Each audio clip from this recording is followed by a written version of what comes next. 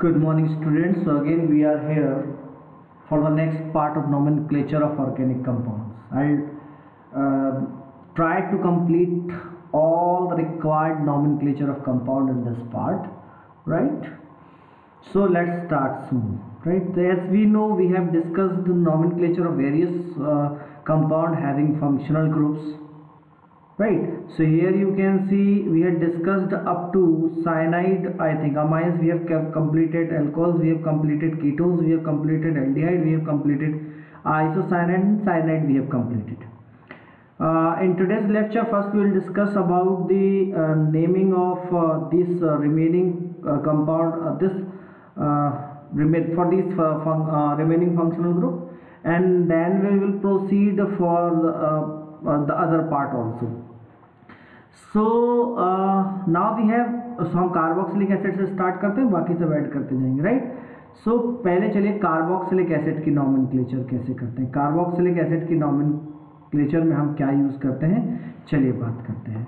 तो carboxylic acid के structure की अगर हम बात करें तो it is most preferred as we know. वैसे इससे ज़्यादा प्रेफर्ड ग्रुप एक दो बार मिलते हैं, लेकिन जनरली अपन इसको मानना है कि मोस्ट प्रेफर्ड है C+O एंड OH। इस तरीके से हम इसे लिखते हैं। इसे एक C डबल बॉन्ड भी होता है और OH बॉन्ड भी होता है।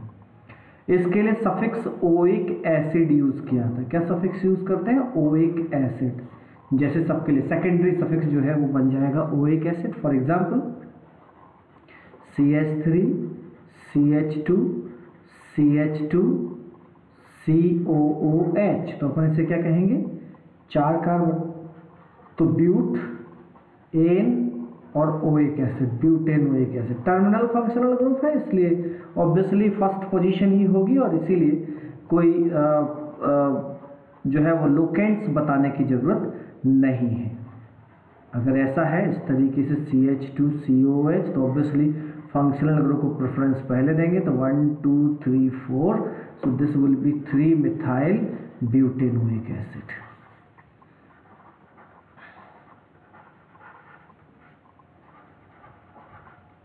और अगर हम इसमें कुछ और एग्जांपल्स का यूज़ कर सकते हैं, जैसे हम डबल बॉन्ड ऐड कर सकते हैं। बाकी तो तरीके आपको बाकी सब पता ही है। CH3 हम यहाँ यूज़ कर सकते हैं, यहाँ पर CH और यहाँ Cl ले लीजिए और यहाँ पर CH2COH ले लीजिए। तो हम इसको क्या नाम लिखेंगे? Numbering will start from here, क्योंकि हम फंक्शनल ग्रुप को ज़्यादा प्रेफरेंस देते हैं। तो उस कंडीशन में हो जाएगा 3 chloro and 4 methyl, 3 chloro 4 methyl and then 3 chloro 4 methyl, और उसके बाद आ जाएगा हमारे 5 कार्बन है तो पेंटेन और फिर pentanoic acid. I think it is very much clear to you now. तो इस तरीके से हम नाम दे सकते हैं। और आगे अगर अपन बढ़े तो इसमें अपन देख सकते हैं भाई क्या आ जाएगा। चलिए और आगे बढ़ते हैं। तो एक जैसे डबल बॉन्ड आ गया CH3 और यहाँ पर C है और यहाँ पर CH3 और यहाँ पर डबल बॉन्ड हमने ले लिया और CH और यहाँ पर CH2COH हो जाता है। तो इसका नाम जो है हम लिख देते हैं 1 2 3 4 5। तो दैट वुड बी 4 मिथाइल और क्योंकि डबल बॉन्ड आ गया तो हमारा नाम क्या हो जाएगा? 4 मिथाइल और यहाँ पर क्या हो जाएगा? दैट इज द पेंट और उसके बाद पेंट के बाद क्या हो जाएगा? 3 इनोइक एसिड, पेंट 3 इनोइक एसिड। ठीक है ना? तो इस तरीके से कई बार इसको और शॉर्ट में 3 पेंटिनोइक एसिड इस तरह से लिख देते हैं, 3 को आगे लिख देते हैं, बट ज़्यादा बेहतर तरीका ये है। ठीक है? तो इस तरीके से नेमिंग दे सकते हैं। एक से ज़्यादा कार्बोक्सिलिक एसिड होंगे तो डाइओइक एसिड हो जाएगा। डाइओइक एसिड में चलिए ले ही लेते हैं तो आपको वो पॉइंट भी समझ में आ जाएगा। जैसे लाइक COOH और यहाँ पर CH, थोड़ा सा मैं इसको इधर ले लेता हूँ, शायद अगर आपको नहीं दिख रहा होगा। I think okay, it is okay. So CH2 या CH2COH। ऐसे कंडीशन में हम नंबरिंग स्टार्ट करेंगे 1 2 3 4। तो we could write it as 4 is butane, है ना? Butane carbon carbon single bond और फिर E को हटाकर 1 4 डाइओइक एसिड। कई बार इसको ऐसा भी लिखा जाता है 1 4 ब्यूटेन। अगर ऐसी कंडीशन में लिखा जाए तो फिर ई को नहीं हटाएंगे, क्योंकि जैसा मैंने पहले ही कहा है, दो कॉन्सोनेंट एक साथ नहीं आएगी। ये ज़्यादा बेहतर तरीका है, बट ये भी लिखा जा सकता है। तो 1,4-ब्यूटेन डाइओनिक एसिड, राइट। तो इसको थोड़ा सा ध्यान रखिएगा, थोड़ा बहुत इधर उधर होता है। मेन तरीका मैंने आपको बता दिया, पर आगे पीछे से थोड़ा बहुत किया जा सकता है। So it is about the naming of carboxylic acid. अगर हम कार्बोक्सिलिक एसिड को छोड़कर आगे बढ़े, दूसरे हमारे जो है कार्बोक्सिलिक एसिड में CO को हटाकर वहाँ पर Cl ऐड कर सकते हैं, और ऐसे ग्रुप को एसिड या X ऐड कर सकते हैं, तो ऐसे ग्रुप को एसिड हैलाइड कहते हैं। एसिड हैलाइड का actual structure C double bond O, और यहाँ पर X जो होता है, X की जगह पर Cl, Br, I और F, ज़्यादातर Cl Br की बात होती है, वो हो सकता है। ऐसी कंडीशंस में इनके लिए जो सफिक्स यूज होता है वो OL हैलाइड होता है। अब हैलाइड अगर क्लोराइड है तो क्लोराइड हो जाएगा, OL हैलाइड। फॉर एग्जाम्पल अगर हम यहाँ देखें CH3 CH2 CH2 C double bond O Cl, तो इसका नाम हो जाएगा 1 2 3 4। तो इसे हम लिखेंगे ब्यूट, फिर एन ब्यूटेन जितना, और E हटाकर OL हैलाइड, या क्लोरीन है तो OL क्लोराइड। बाकी सारे रूल्स एज इट इज़ हैं, कोई डिफरेंस नहीं है रूल्स में। इसीलिए मैं बार बार बहुत सारे एग्जांपल्स आपसे शेयर नहीं कर रहा हूँ, क्योंकि अल्टीमेटली रूल्स वही रहने वाले हैं। रूल्स में कोई चेंज नहीं रहने वाला है। डबल बॉन्ड CH भी डाल देता हूँ, चलिए इसी एग्जाम्पल में, तो C डबल बॉन्ड Cl हो जाएगा। So the numbering will start from this carbon 1 2 3 4 5 and 6. So this will be 4 methyl, and then 4 methyl के बाद क्या हो जाएगा, हेक्स, फिर 2-ene, है ना। कई बार 2-हेक्सीन भी डायरेक्ट लिख देते हैं, हेक्स 2-ene, और फिर OL halide. I think very much clear to you now, है ना। तो रूल्स केवल OL हैलाइड कैसे यूज करना है वो ध्यान रखना है, बाकी तो सारे एज इट इज ही है, कोई चेंज नहीं है दोनों में, ठीक है। इसी तरह से अगर हम OH को हटाकर उसकी जगह पर OC2H5 या OR यानी कोई और एल्काइल ग्रुप लगा दें, फॉर एग्जाम्पल ईस्टर कहते हैं इन्हें, क्या कहते हैं, ईस्टर। यानी इसमें क्या होता है, इधर C डबल बॉन्ड O और इधर कोई एल्काइल, यानी इधर भी कार्बन और इधर भी कार्बन होगा, तब इसे हम ईस्टर कहेंगे, ठीक है। ये दोनों तरफ कार्बन होना चाहिए, तब हम इसे ईस्टर कहेंगे। तो अगर हम एक कंपाउंड का नाम ले, और इसमें थोड़ा सा हमें याद रखना पड़ता है कि जो ऑक्सीजन से जुड़ा हुआ एल्काइल ग्रुप है उसकी नेमिंग हम पहले, उसका नाम हम पहले लिखते हैं, सब्सटीट्यूएंट एज सब्सटीट्यूएंट ही लिखते हैं, बट जो भी यहाँ है उसका नाम हम पहले लिखते हैं और उसके बाद फिर आगे फर्दर नेमिंग करते हैं, ठीक है। तो इसीलिए, और बाकी जो मेन नेमिंग है उसमें O8 लगाते हैं, सफिक्स इसके लिए O8 होता है। जैसे मैं एक एग्जांपल आपसे शेयर करता हूँ तो आपको शायद और बेहतर से समझ में आ जाएगा, like CH3 CH2 CH2 C double bond O OC2H5। तो आपको इसकी नेमिंग, इसका नाम पहले लिख देना, लाइक इथाइल, या आपने नाम लिख दिया, बस सिंपली इतना लिख देना, उसका मतलब ही होता है वो ऑक्सीजन से कनेक्टेड है। बाकी के लिए 1 2 3 4, तो आप इसे लेंगे इथाइल, और 4 carbon is there, so butane से carbon carbon single bond is there, और फिर O8 ब्यूटेन O8, सो इथाइल ब्यूटेन O8, इसका हम नाम लिख सकते हैं। इसी तरह से अगर मैं एक कंपाउंड और इसके लिए कोई बढ़िया सा कंपाउंड ले लूँ, थोड़ा सा कॉम्प्लेक्स सा कंपाउंड ले लूँ, लाइक CH3 यहाँ ले लिया, फिर CH2 यहाँ ले लिया, फिर CH2 यहाँ ले लिया, और C डबल बॉन्ड O या COOC2H5 ले लिया। अब मगर जैसे यहाँ पर CH3 भी हो सकता है, तो मुझे इसका नाम देना, तो मैं लिखूंगा इथाइल, इसका नाम सबसे पहले लिखूंगा इथाइल, एंड देन 1 2 3 4 5, तो 4 मिथाइल, इथाइल के बाद क्या आ जाएगा, 4 मिथाइल, इथाइल तो फिक्स हो गया, then 4 methyl, and then 5 carbon is there, so pentane O8, pentane O8। जो भी यहाँ पर ग्रुप है, इसमें एक दो कॉम्प्लेक्स एग्जांपल्स आ सकते हैं, मैं उन एग्जांपल्स को पहले और शेयर करता हूँ आपके साथ, लाइक कि कोई कॉम्प्लेक्स सब्सटीट्यूएंट ही आ गया इस O के साथ, like CH3 CH2 CH3 CH2 C double bond O, और फिर यहाँ पर CH3 और C डबल बॉन्ड और O भी होगा ना, और फिर CH3 ऐसा कोई। तो ये कॉम्प्लेक्स सब्स्टिट्यूएंट है, हमने पहले भी इनकी नेमिंग देखी है, जैसे आइसोप्रोपिल इसको कहते हैं, आइसो कहते हैं कि नहीं कहते, आइसोप्रोपाइल ग्रुप कहते हैं। तो बस जो भी आप पहले नेमिंग करते थे, लाइक अगर आपको आइसोप्रोपाइल लिख सकते हैं ऐसे, या 1 2 लेके लिख सकते हैं, तो 1 मिथाइल इथाइल लिख सकते हैं, आप जो लिखना चाहें, बट इसकी नेमिंग पहले आएगी। तो इधर आप लिख दीजिए, जैसे मैं बता चुका हूँ आपको, इसलिए आइसोप्रोपाइल ग्रुप है। देखिए मैंने एल बोला था आपको, एल बन रहा है और इस तरह का बनना चाहिए, तो आइसोप्रोपाइल भी लिख सकते हैं। और अगर आपकी मर्जी आइसोप्रोपाइल नहीं लिखने की है तो आप लिख दीजिए 1 2 तो आप लिख सकते हैं कि इसे लिख सकते हैं 1 ठीक है, मिथाइल इथाइल, 1 मिथाइल और फिर इथाइल। ये आपका पहला पार्ट हो गया। अब इसमें आगे बढ़ जाएंगे 1 2 3 4 5।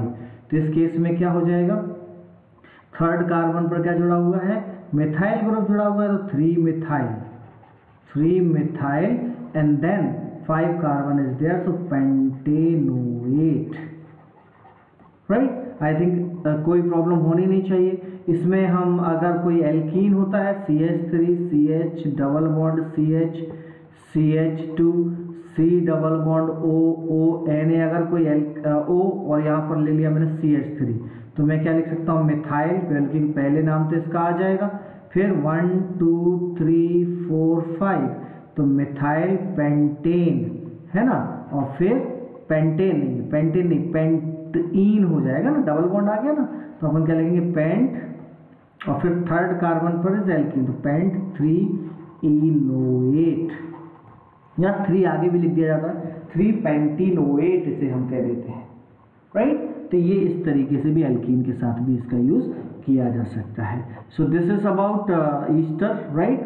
नाउ लेट्स सी, ऐसे कंपाउंड्स भी होते हैं जिसमें OH को हटाकर क्या यूज किया, जोड़ जाता है NH2, like C double bond O, carboxylic के OH को हटाकर NH2, तो हम अमाइड कहते हैं, और यही इनके लिए सफिक्स भी होता है, ठीक है, यही इनके लिए सफिक्स भी होता है, लाइक CH3 CH2, सब कुछ बाकी सारे रूल्स एज इट इज होते हैं, C डबल बॉन्ड O और NH2। तो मैं इसका नाम क्या लिखूंगा, 1 2 3, तो मैं लिखूंगा प्रोपेन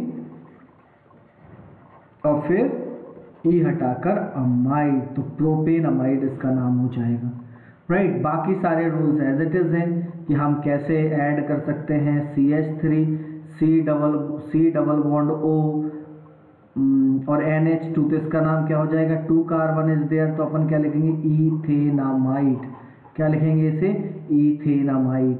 इसी तरह से अगर हमारे पास CH3 CH2 और यहाँ कोई रिंग जोड़ दे या कुछ भी जोड़ दीजिए, CH2 और यहाँ पर C double bond O NH2 जुड़ा हुआ है, तो अपन क्या लिखेंगे, 1 2 3 4, तो हम लिखेंगे 3, और ये क्या लिखेंगे, 5 कार्बन का रिंग है ना, तो साइक्लो पेंटाइल है ना, जैसे इथाइल मिथाइल पेंटाइल, बस साइक्लो तो साइक्लो पेंटाइल, और क्या नाम हो जाएगा इसका, ब्यूटेन अमाइड, क्या नाम हो जाएगा, ब्यूटेन अमाइड। तो इस तरीके से इसका नाम दे सकते हैं। तो बहुत सारे नॉमेनक्लेचर इनके लिए किए जाते हैं, है ना। तो ये मेरे ख्याल से सबको क्लियर हो गया होगा। चलिए इसके बाद हमारे पास बचता है, ब्यूटेनामाइड हो गया। अब इसके पास हमारे पास बचता है एक और, दैट इज एनहाइड्राइड। तो एनहाइड्राइड में क्या होता है भाई, तो CH3, एनहाइड्राइड में क्या होता है, C double bond O C double bond O group में दोनों तरफ कार्बन होते हैं। जनरली दोनों तरफ के एल्काइल ग्रुप सेम होते हैं, ठीक है, जनरली दोनों तरफ के एल्काइल ग्रुप सेम होते हैं, लेकिन डिफरेंट भी होते हैं। ड्यूरिंग नेमिंग ऑफ एनहाइड्राइड हमें ये ध्यान रखना होता है कि वो एनहाइड्राइड जो बना है वो किस कार्बोक्सिलिक एसिड से बना है। जनरली कार्बोक्सिलिक एसिड क्या होते हैं, जैसे एक कार्बोक्सिलिक एसिड ये रहा आपका, जैसे इसे हम कहेंगे इथेनोइक एसिड, है ना, जैसे एसिटिक एसिड भी आप कहते आए हैं क्लास 10th में, इथेनोइक एसिड इसे कहते हैं। और अगर हम इसकी बात करें तो इसमें से क्या होता है, जैसे H2O निकल जाता है, तो ये क्या बन जाता है, anhydride, C double bond O C double bond O CH3। तो बेसिकली किस कंपाउंड से बना है, अगर एक ही एसिड दोनों तरफ, यानी दोनों तरफ के एल्काइल ग्रुप सेम है, तो आपको कुछ नहीं करना है, जो भी उनका एसिड है उस जिस एसिड से बना, और कैसे पता चलेगा किस एसिड से बना है, इस बॉन्ड को तोड़ दीजिए, H यहाँ जोड़ दीजिए, पता चल जाएगा। अगर दोनों तरफ अलग अलग हैं तो ये जो बॉन्ड है इनको तोड़कर, हाइपोथेटिकली तोड़कर H जोड़कर देख लीजिए, तो जो भी उनका एसिड का नाम है वो लिखना है, एसिड नहीं लिखना है। जैसे इथेनोइक, तो इथेनोइक लिखना है और उसके बाद एनहाइड्राइड। जैसे इस कंपाउंड का अगर मुझे नाम देना है तो दोनों इथेनोइक एसिड से बने, देखिए इथेनोइक इथेनोइक, तो मैं इसे नाम दूंगा इथेनोइक एनहाइड्राइड, इसे नाम दिया जाएगा इथेनोइक एनहाइड्राइड, राइट। तो इस तरीके से इसकी नेमिंग की जा सकती है। अगर मैं इसमें CH3 CH2 C double bond O और O और यहाँ पर C डबल बॉन्ड O और CH3 ले लूँ, तो इस केस में आप देखेंगे यहाँ H ऐड करके देखिए तो प्रोपेनोइक एसिड बनेगा, और यहाँ H करके देखिए तो इथेनोइक। तो फिर उसको नाम देने के लिए अल्फाबेटिकली हम दोनों लिख सकते हैं, ethanoic propanoic anhydride, ethanoic propanoic anhydride इसे कह सकते हैं। तो इस तरीके से सारे जो कंपाउंड होते हैं उनकी नेमिंग की जाती है। एक से ज़्यादा अगर फंक्शनल ग्रुप हैं तो हमें हमेशा ये देखना होता है कि कौन सा जो है वो फंक्शनल ग्रुप ज़्यादा प्रेफर्ड है। जो फंक्शनल ग्रुप ज़्यादा प्रेफर्ड होता है उसके लिए हम सेकेंडरी सफिक्स यूज़ करते हैं, और बाकी अगर कोई फंक्शनल ग्रुप है तो वो प्राइमरी सफिक्स में चला जाता है। जैसे मैं एक एग्जांपल आपसे शेयर करता हूँ मल्टी फंक्शनल ग्रुप वाला, जिसमें एक से ज़्यादा फंक्शनल ग्रुप है, like CH3 CH2 CHOH CH2 COOH। तो ऐसी कंडीशन में क्या होगा, we have two functional group here, one is OH and other one is COH। तो COH को हम जानते हैं ज़्यादा प्रेफर्ड होता है, हमने टेबल देखी हुई है ना। इस टेबल में जो सबसे टॉप में COH आ जाता है तो मतलब उसकी प्रेफरेंस सबसे ज़्यादा हो जाएगी। तो COH की प्रेफरेंस सबसे ज़्यादा है तो उसे हम मान लेंगे प्राइमरी या main functional group, parent carbon chain में यूज़ होगा, और सेकेंडरी सफिक्स इसी का यूज़ होगा। OH जो है वो सेकेंडरी फंक्शनल ग्रुप की तरह आ जाएगा, सब्सटीट्यूएंट की तरह काम करेगा। तो अगर हम इसका नाम लिखें तो हम लिखेंगे 3 हाइड्रोक्सी, क्या लिखेंगे 3 हाइड्रोक्सी। अब देखिए यहाँ से प्रीफिक्स का यूज शुरू हो जाता है, जब उन्हें सब्सटीट्यूएंट की तरह यूज किया जाता है तब प्रीफिक्स यूज होता है। देखिए अल्कोहल्स के लिए हमने प्रीफिक्स क्या लिया, हाइड्रोक्सी, तो हम लिखेंगे 3 हाइड्रोक्सी, और उसके बाद 5 कार्बन है तो हम क्या लिख देंगे, पेंटेनोइक एसिड।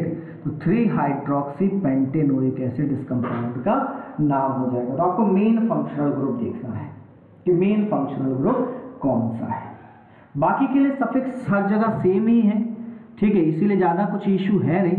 बट कुछ जगह पर सफिक्स ऐसे हैं जो एक से ज़्यादा सफिक्स हैं, तो हमें उनके बारे में बात करनी चाहिए कि उनका कब यूज़ होता है। जैसे आप एल्डिहाइड में देखें तो prefix I am talking about prefix, तो प्रीफिक्स एक से ज़्यादा प्रीफिक्स है, देखिए यहाँ पर भी है, इसके अलावा एसिड हैलाइड में भी है और ईस्टर में भी है। तो 3 जगह प्रीफिक्स एक से ज़्यादा है, तो बाकी जगह तो प्रीफिक्स सेम है, कुछ करना नहीं है, एक ही रहेगा। बट जहाँ एक से ज़्यादा है उनके बारे में थोड़ी सी बात करते हैं। जैसे मान लीजिए हम बात कर रहे हैं एल्डिहाइड के केस को चेक करते हैं ना। जैसे हमारे पास एक एग्जांपल है, एक एग्जांपल हमने लिया, लाइक हमारे पास एग्जांपल है CH3 CH2 CH2 CH CHO CH2 COOH। अब आपका ये मेन फंक्शनल ग्रुप हो गया, तो आप जरूरी नहीं कि आपका दूसरा फंक्शनल ग्रुप रिंग में हो, राइट। तो आप लॉन्गेस्ट कार्बन चेन देखेंगे, मेन फंक्शनल ग्रुप जरूर होना चाहिए। तो दिस वुड बी 1 2 3 4 5 एंड 6। तो इस केस में क्या हो जाएगा, अब देखिए आपने इस CHO को काउंट किया, so it will be 3 formyl. ये कैसा हो जाएगा, 3 फॉर्माइल, राइट। और हेक्सेनोइक एसिड, 3 फॉर्माइल हेक्सेनोइक एसिड, राइट। लेकिन अगर ये कंडीशन ऐसी होती, CHO एल्डिहाइड ग्रुप यहाँ होता, फिर CH2, फिर CH2, फिर CH, और यहाँ CH3 एंड यहाँ CH2 और यहाँ C डबल बॉन्ड OH। तो इन दिस कंडीशन 1 2 3 4 5 6 आपसे सम्मिलित कर लेते हैं, क्योंकि इसके साथ ही पेरेंट कार्बन चेन लॉन्गेस्ट हो रही है। तो in that condition this would B 3 methyl, ठीक है। और उसके बाद आपका 6 ऑक्सो, इस कंडीशन में इसका ये टर्म होगा ऑक्सो, 6 ऑक्सो, एंड देन उसके बाद आ जाएगा आपका क्या, हेक्सेनोइक एसिड, समझ में आया? दो फॉर्मल कब, जब उसे काउंट ना किया जाए, और ऑक्सो कब, जब उसे काउंट किया जाता है। तो ऐसे बहुत सारे एग्जाम्पल्स हो सकते हैं जिनका यूज़ किया जाता है और हमें याद रखना है। इसी तरह से हमने देखा कि एसिड हैलाइड, अब जैसे कीटोन के लिए ले लें तो कीटोन के लिए हमें पता है कीटोन के लिए ऑक्सो ही होता है, चाहे आप जब भी कभी ऐसी सिचुएशन चली। एग्जाम्पल कीटोन के साथ भी देखते हैं, like CH3 CH2 C double bond O CH3 C double bond O Cl। ठीक है, तो हमें पता है कि C double bond O Cl is preferred over that acid halide is preferred over aldehyde and ketones, right. तो in that condition अब क्या करेंगे हम, तो हम उसी हिसाब से हम उनकी नेमिंग कर देंगे। तो क्या हो जाएगा, दिस वुड बी प्रेफर्ड 1 2 3 4 5। तो हम क्या लिखेंगे, this would be 2 methyl alphabetically 3 oxo, 2 methyl 3 oxo, and then बोलो पेंटेन और फिर OL क्लोराइड। हमने देखा है ना, तो उसके लिए हो जाएगा पेंटेन OL क्लोराइड। मैंने स्पेस दे दिया है, बट स्पेस नहीं होता है नेम में कहीं भी, बस अगर एक से ज़्यादा इंटीजर या डिजिट्स हैं तो उनके बीच में कॉमा, और अल्फ़ाबेट और कॉमा के बीच में, अल्फ़ाबेट और डिजिट के बीच में जो है वो डैश, बस यही रहता है, बाकी कहीं भी स्पेस नहीं होता है। तो इसे हम ध्यान से लिख सकते हैं और समझ सकते हैं, राइट। इसी तरह से एसिड हैलाइड के लिए भी दो जो है वो आपको दो मेरे ख्याल से आई कैन सी, वैसे उन दोनों का सिमिलर यूज़ किया जा सकता है एसिड हैलाइड के लिए, कोई प्रॉब्लम नहीं है। Even you can use that hello formal और हेलो कार्बोनिल, वहाँ कोई दिक्कत नहीं, कोई भी यूज़ कीजिए। लेकिन ईस्टर के लिए दोनों का यूज़ अलग अलग होता है, ठीक है। तो इसको हमें समझने की ज़रूरत है। फॉर एग्जांपल, अगर हमारे पास एक कंपाउंड है CH3, या CH3 ना लेके हमने C डबल बॉन्ड O और OCH3 CH2 C double bond OH, तो हमें पता है कि C डबल बॉन्ड OH को हम ज़्यादा प्रेफर करेंगे, तो हमारा नंबर हो जाएगा 1 2 3 and 4। So in that condition इस कंपाउंड का प्रीफिक्स क्या लिखेंगे, तो हम लिखेंगे, दो कार्बन है, ये एक कार्बन वाला है ना, तो अब इसे हम इनसे लिखेंगे मिथॉक्सी कार्बोनिल या कार्बोनिल मिथॉक्सी। क्या लिखेंगे, मिथॉक्सी कार्बोनिल और कार्बोनिल मिथॉक्सी, ठीक है। तो इस कंडीशन में हम उसे लिखेंगे मिथॉक्सी कार्बोनिल, और ये हमारा बाकी क्या हो जाएगा, ब्यूटेनोइक एसिड। क्या हो जाएगा, ब्यूटेनोइक एसिड। सिमिलरली अगर हम थोड़ा सा इसे चेंज कर दें, इसे अगर हम ऐसा कर दें, क्या चेंज कर सकते हैं हम इसे, O और यहाँ पर C double bond O CH3 है, और ये CH2 C double bond O OH है। नाउ इन दिस केस तो नंबरिंग यहाँ शुरू होगी 1 2 3 4। अब देखिए यहाँ पर देखिए C जुड़ा हुआ था, यहाँ O जुड़ा हुआ था, ऐसे कंडीशन में हम नाम क्या देंगे इसको, 4, और ये हो जाएगा क्या, ऑक्सी, और फिर इसको लिखते हैं एल्केनोइल, है ना, मतलब जो भी दो कार्बन है ना, तो ईथेन, तो ईथेन और OL लगा देते हैं, तो इसे लिखते हैं ऑक्सी एल्केनोइल या ऑक्सी ईथेनोइल, इसका नाम लिख दिया जाता है ऑक्सी ईथेनोइल, ऑक्सी ईथेनोइल, और क्या हो जाएगा, पेंटेनोइक एसिड, ऑक्सी इथेनॉइल, और नाम हो जाएगा pentanoic acid. I think it is very much clear to you now, yes और नो। सो ये हमें ध्यान रखना था, इसीलिए मैंने आपको ये बताया, 4 ऑक्सी इथेनॉइल और फिर पेंटेनोइक एसिड, राइट। तो ये और जो एल्डिहाइड होते हैं उसमें ही 2 सफिक्स यूज होते हैं, बाकी सब में सिंगल सफिक्स ही होता है, आप कोई भी यूज कर लीजिए। तो आई थिंक वेरी मच क्लियर आपको हो गया होगा कि कैसे हमें इनकी नेमिंग करनी है। एक से ज़्यादा फंक्शनल ग्रुप होंगे तो कैसे उसका यूज़ करना है, अच्छे से देख लीजिए।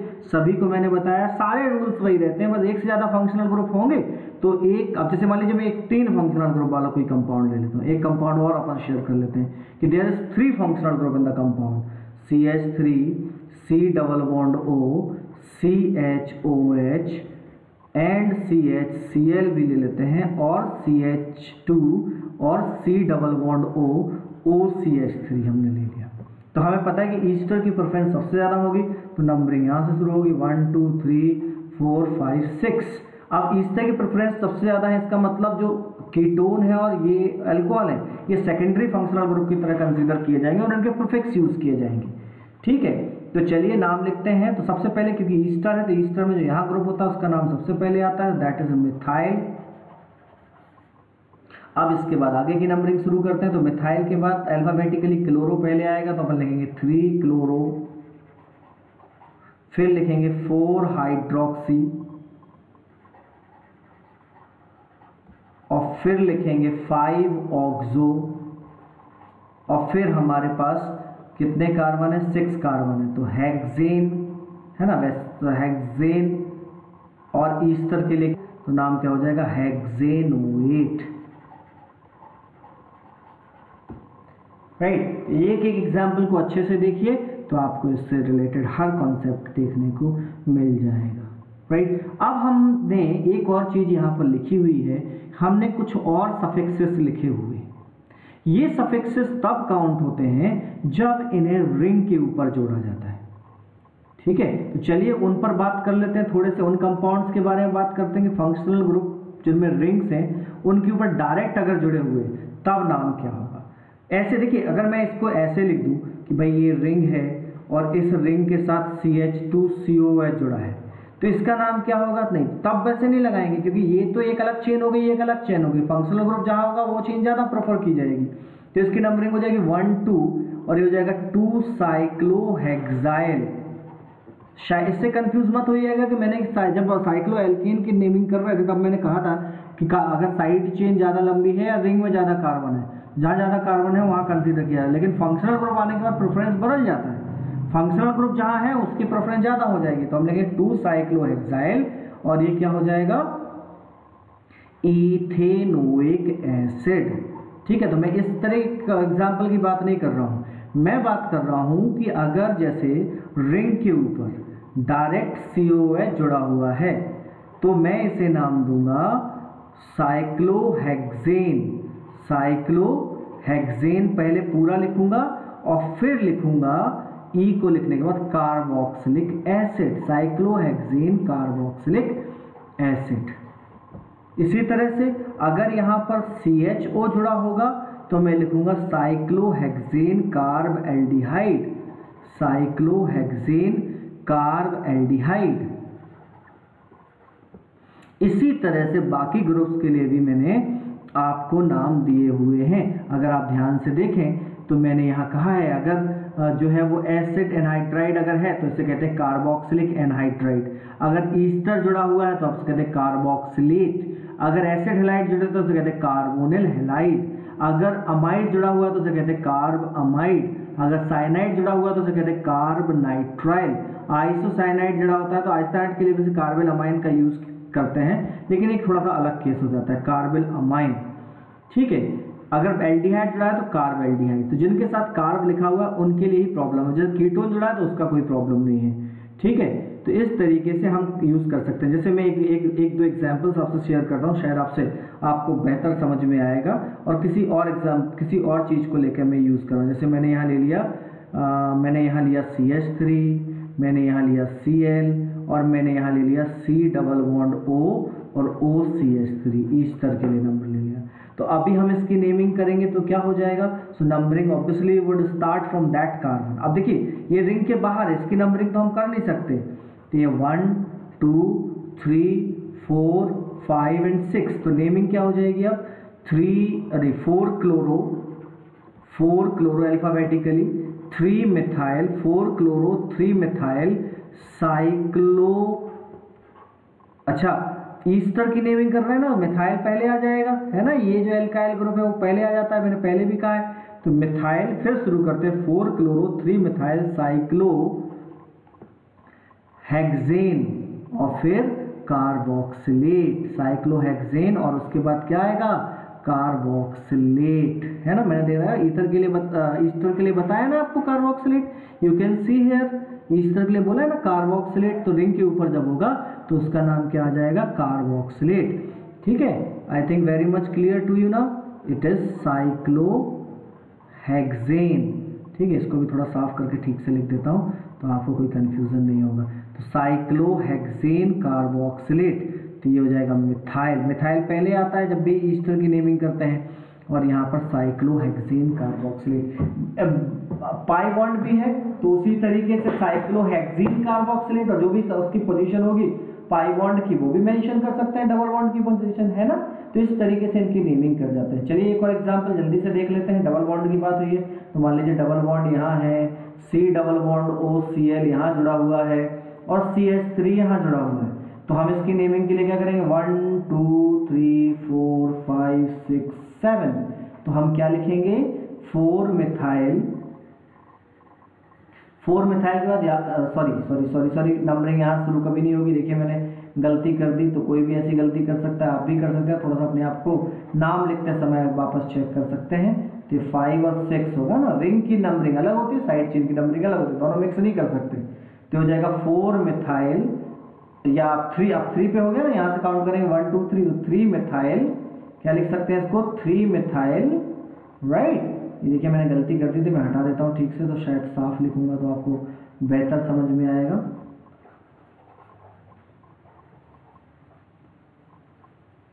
राइट, सो हम नंबरिंग कर सकते हैं यहाँ से, रिंग की नंबरिंग अपनी होगी 1 2 3 4 5 एंड 6, तो हम क्या लिख सकते हैं 3 मिथाइल, और क्या हो जाएगा साइक्लोहेक्स। अब देखिए 1 पोजीशन पर ही डबल बॉन्ड है, तब कुछ मेंशन करने की जरूरत नहीं है, नहीं भी करेंगे तो मान लिया जाएगा। तो साइक्लोहेक्सीन है ना, और उसके बाद क्या हो जाएगा कार्बोनिल क्लोराइड, रिंग के ऊपर है ना, तो रिंग के ऊपर के लिए मैंने ब्रैकेट में लिखे हैं टेबल में, वो रिंग के ऊपर इस तरीके से जुड़े होते हैं और उनके लिए नाम दिया जाता है।